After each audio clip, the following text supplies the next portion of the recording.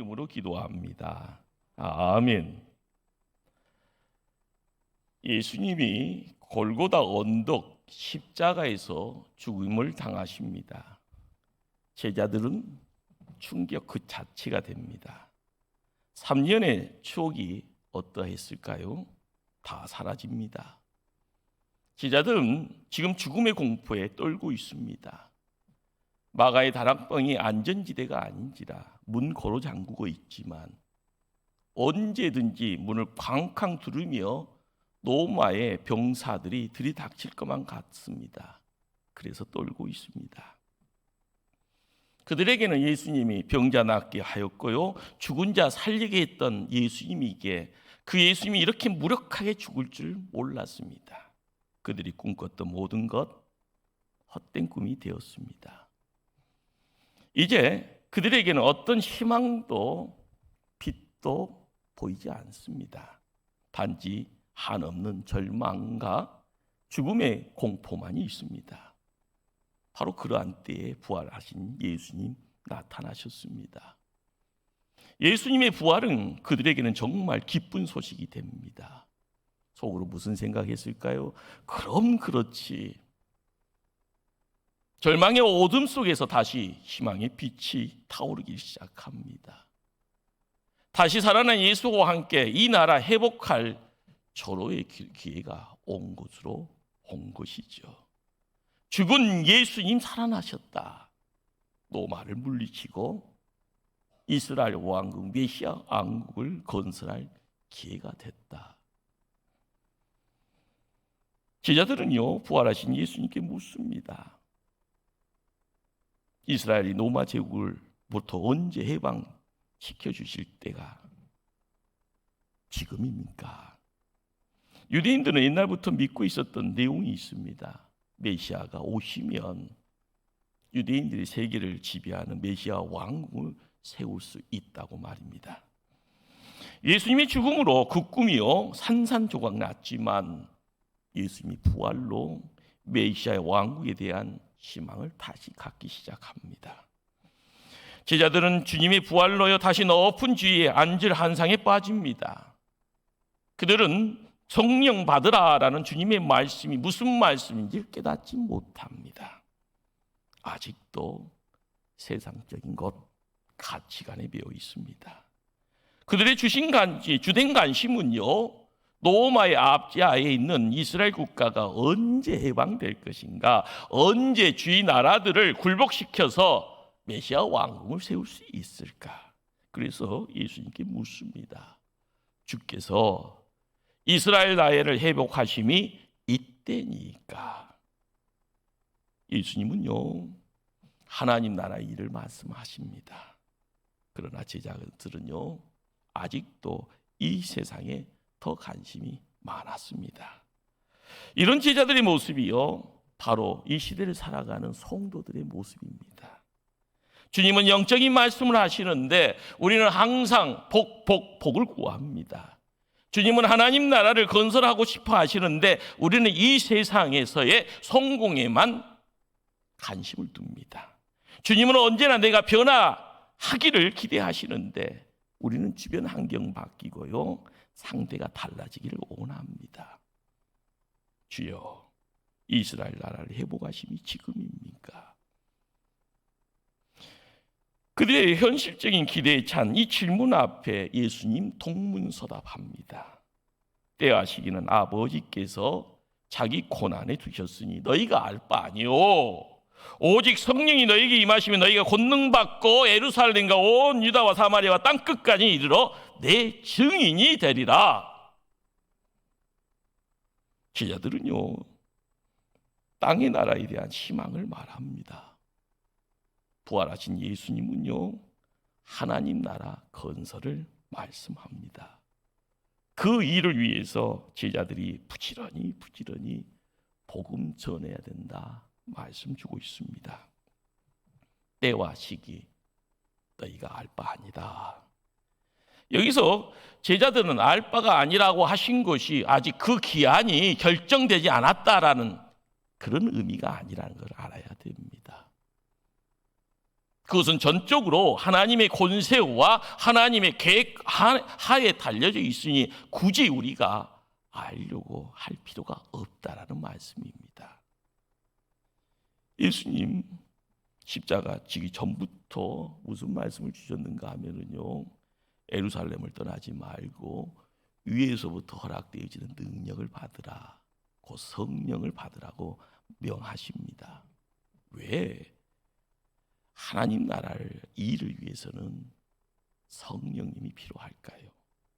그것은 곧 성령 하나님이 하나님 나라의 설계자요, 건축자요, 그리고 주관자이기 때문에 그렇습니다. 우리는 믿음 생활하면서 여기서 중요한 단어 하나를 발견합니다. 예수님이 제자들에게 성령 세례의 약속을 다시 상기시켰다는 겁니다. 요한은 물로 세례를 베풀었으나 너희는 맨날이 못되어 성령으로 세례를 받으리라. 이 말씀은 전에 세례 요한이 말씀으로 증거했던 내용입니다. 그런데 지금은 부활하신 예수님이 제자들에게 직접 말씀합니다. 왜 그럴까요? 여기에 뭐 엄청난 어떤 비밀이 있을까요? 우리가 제대로 예수를 믿고요, 이 험한 세상에서 살아가려고 할 때, 믿음 지키려고 할 때는 반드시 그렇습니다. 성령으로 세례를 받아야 합니다. 성령 세례라는 말, 오늘날 믿는 성도들에게는 대단히 중요한 말이 되어져 있습니다. 성령과 관한 표현들도 다양함을 보게 되어지고요. 성령 세례, 성령 받아라, 성령 충만, 구구절절이 우리가 믿음 생활할 때요, 그 느낌 가지고 대화를 나눕니다. 사도 바울은 성령 받는다라는 말을요, 구원론적으로 의를 칭한다, 칭의와 그리고 신앙 고백의 단어로 쓰입니다. 성령이 아니면 누구든지 예수를 주라 할 수 없습니다. 누구든지 그리스도의 영이 없으면 그리스도의 사람이 아닙니다. 그런데요, 누가복음이나 사도행전에서는 성령 받는다라는 이 말이 반드시 구원받는다, 칭의에 관련된 것이 아닌 걸로 어떻게 보면 거론을 합니다. 사도행전 8장에서는 사도들이 안수함으로 사람들이 성령 받는 것을 보게 되죠. 바로 거기에서는요, 어떤 현상과 어떤 표적과 은사로로 접근을 한다라는 것도 느끼게 합니다. 사도행전 19장에는 사도 바울이 에베소라라는 곳을 가게 되어지고요, 거기서 교인들에게요, 너희가 믿을 때 성령을 받았느냐, 성령 받음의 이전에요, 믿음의 역사를 이야기를 하죠. 바울 서신처럼 단지 성령 받음이 칭의에 대한 구원에 대한 이야기라 하면은요, 일상사의 대화 속에서 느껴지는 이런 어떤 대화가 이루어지지 않았을 겁니다. 성령 세례, 성령 충만, 반드시 은사와 표적에만 연관되는 것 아닙니다. 우리가 잘 알고 있는 에베소서 5장 18절의 말씀입니다. 술 취하지 말라, 이는 방탕한 것이니 오직 성령으로 충만함을 받으라. 성령 충만이요, 거룩한 생활, 성화와 관련이 있다 말합니다. 오늘 읽었던 사도행전 1장 8절은 무슨 말씀을 합니까? 복음 전하는 능력이다라고까지 이야기를 합니다. 종합적으로요, 이야기를 나누게 되면 성령 충만은요, 성령 세례는요, 흔들리지 않는 구원의 확신이 첫째요, 죄를 이기는 거룩한 삶이 둘째요, 성도가 받은 능력과 은사가 셋째요, 복음 전도의 열정과 능력이 넷째가 됩니다. 우리의 삶의 자리에 십자가의 자리가 어떠합니까? 부활의 예수님의 모습은 어떠합니까? 제 문제가 십자가에서 해결되어지고요, 죽음의 공포 속에서 있었던 이들에게 부활의 내용이 우리에게 선물됩니다. 세상 살아가면서요, 뚜벅뚜벅 이 살날이 100세 시대에 남아있는 세월을 손가락으로 셀 때마다 고난이 먼고 걱정합니다. 그러나 우리 주님은요, 성령님이 계신다 말씀합니다. 깨달으셔야 됩니다. 사도행전 1장 8절은요, 사도행전의 배꼽이라 지칭되어집니다. 여기서 우리에게 말씀을 줍니다. 오직 성령이 너에게 임하면 두 가지가 약속됩니다. 첫째가 권능을 받게 되리라. 둘째가 증인이 되리라. 이 두 가지 약속을 통하여서요, 우리가 성령 임재를 통하여 살아가는 이 땅의 삶의 모습을 상상하게 됩니다. 첫째로 권능을 받게 된다라는 말에 이 권능은 두 가지 내용을 갖고 있습니다. 두나미스라라는 이 단어 속에요, 첫째는 다이나마이트, 둘째는요 다이나믹이라는 단어를 우리에게 선물 줍니다. 다이나마이트는요, 우리가 이야기하는 그 다이나마이트입니다. 폭발적인 힘, 신비한 힘, 환경을 변화시키는 힘을 이야기합니다. 다이나믹은요, 내면적인 힘으로 삶을 변화시키고요, 순교적인 삶을 얘기합니다. 바로 이 다이나믹이라는 이 힘이 증인되게 만드는 힘입니다. 둘째로요, 증인이 되게 한다 할 때 이 증인이라는 말은 오노노 마르투스라는 단어가 씁니다. 이것이 시대를 변해서 영어로는요 마르라는 순교자라는 단어가 됩니다. 성령이 너희에게 임하시면 너희가 증인이 되리라. 다른 번역은요, 성령이 너희에게 임하시면 너희가 순교자가 되리라 라고 번역될 수도 있다라는 겁니다. 우리가 마음속에 담아야 될 증인이 된다라는 말이 무슨 말일까요? 예수님 위하여, 진리를 위하여, 하나님 나라를 위하여 목숨 거는 행위를 말합니다. 성령 받고 하나님 자녀 되는 것, 이처럼 무서운 거고요, 심각한 겁니다. 성령은 제자들로 하여금요 십자가의 증인으로서 순교자가 되게 했습니다. 베드로를 비롯한 많은 제자들 증인으로 살았습니다. 그리고 순교자로 죽었습니다. 사도 바울은 시작은요 박해자였습니다. 그러나 부활하신 주님 만나서요 빛에 거할 때 들려지는 음성 가운데 두 눈이 가려집니다. 아나니아의 안수 기도를 통하여서 눈이 열려지고 아라비아 강에서 3년의 세월을 보냅니다. 그리고 증인의 삶을 삽니다. 마지막은 순교자로 죽었습니다. 성령 임재를 통하여서 우리가 세상 살아가야 될 복된 자입니다. 그 복의 자리에 하나님의 임재가 가지고 있는 내용이 뭔가, 오늘 이 주일에 주시는 말씀입니다. 성령의 사역은요 밖으로 예적으로 드러날 때 은사와 표적입니다. 이것은 다이나마이트의 사역으로 지칭되죠. 두 번째는요, 내적으로는요 인격관, 비전, 꿈이 바뀌는 선교사의 삶, 다이나믹의 삶이 있습니다. 성령이 오시면요 환경 바뀌는 것이 아니라 사람이 바뀌는 겁니다. 성령의 은사만 강구하고 성령의 열매를 놓치는 사람들 있습니다. 수학의 겉만 할 거요, 수학의 내용물은 먹지 못하는 우매자죠. 이런 분들 때문에 교회가 혼란스럽습니다. 교회가 분쟁이 일어납니다. 바로 다이나마이트와 다이나믹의 조화를 놓쳤기 때문에 그렇습니다. 마더라는 이 순교자, 반드시 맞아 죽어야만 되는 것 아닙니다. 우리가 이 시대를 살아가면서요 매일매일 십자가에 나를 못 박고 살아가는 그러한 삶의 모습, 거기에 순교자의 모습이 있습니다. 우리 주변을 보면은요 예수님 때문에 이 땅에서 받았던 복 자랑하고 간직하고 살아가는 분 계십니다. 그것도 귀한 일입니다. 그러나 그것만으로 천국에서 남는 것 없습니다. 순교자의 삶은요 예수님 때문에 손해보는 삶입니다. 내 것 포기하는 삶입니다. 내 시간 들여지는 것입니다.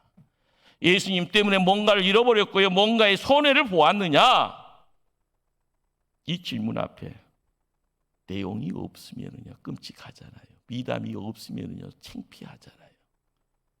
순교자의 삶, 그 모습을 통하여서 천국에서의 영생의 복락이 되는 것입니다. 이 시간 초대교회 교우들에게요, 성령 충만한 삶의 기준을 한번 제시합니다.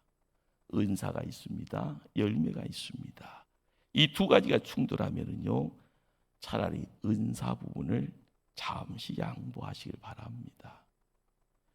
사역 잘하는 것과 사람 세우는 일에서요, 충돌이 있으면요, 차라리 사람을 택하고 사역을 잠시 양보하십시오. 또한 성과 내는 일과 덕을 세우는 일이요, 충돌하면요, 덕 세우는 일에 힘쓰고요, 성과는 포기하시면 됩니다. 오늘날 성도들의 신앙이 병든 이유가 여기 있습니다. 오직 한 길 즐기면 된다. 앞만 보고 가면 된다. 열심으로 갑니다. 그러나 우리가 가야 됨에 있어서요, 나를 이끄신 분의 음성 듣고 가야 되고요, 나에게 맡긴 사명이 무엇인지라는 것을요, 마음속에 새길 때마다 내가 살아있다는 것을 경험해야 되는 겁니다.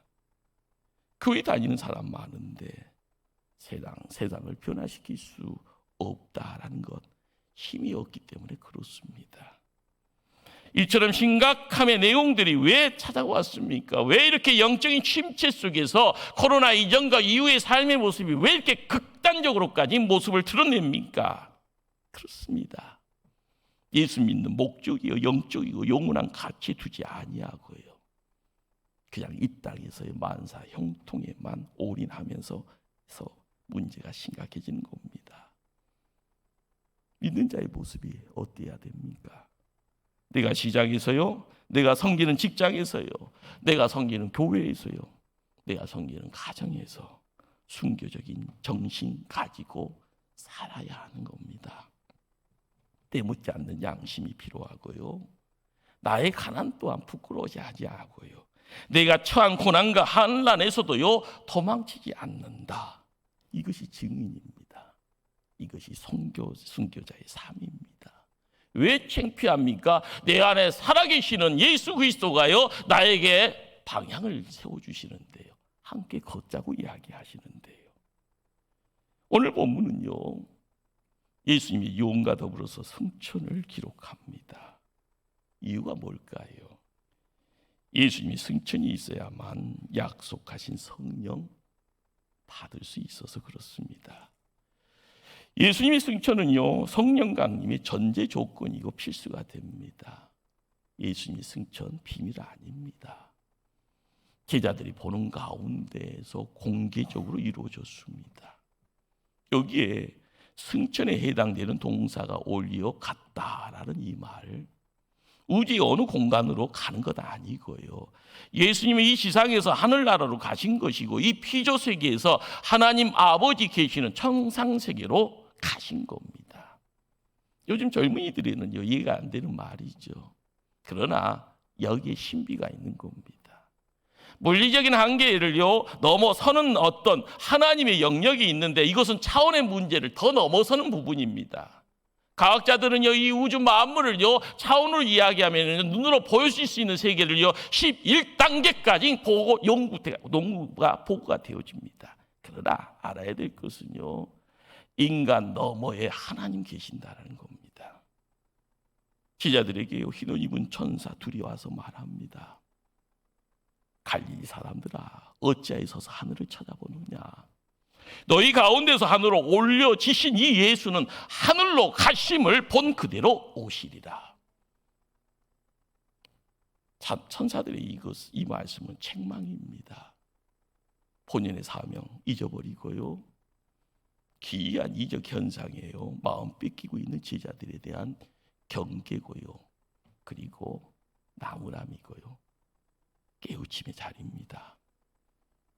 믿음의 성도들이 이 세상 살아가면서 아셔야 될 것은요, 예수님의 승천과 재림이 한 통이라는 겁니다.